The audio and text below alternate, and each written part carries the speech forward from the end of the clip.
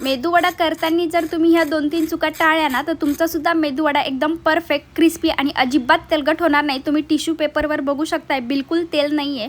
त्यासाठी काय करायचं आहे, 1 वाटी मी ना उडदाची डाळ घेतलेली आहे. त्याला स्वच्छ 2-3 वेळेस ना धुवून घ्यायचं आणि त्यानंतर 4 तास ना भिजण्यासाठी ठेवून द्यायचं आहे. आता गरमीच्या दिवसामध्ये ना 4 तास पुरेसे आहे.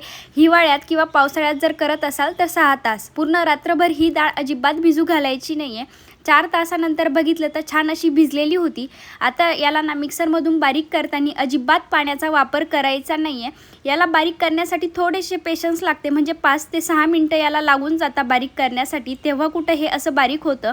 आता यामध्ये चवीनुसार मीठ टाकून ना 10 मिनटं याला खलवत राहायचं आहे. तुम्ही एकतर चमच्याने किंवा हाताने सुद्धा याला खलवू शकताय.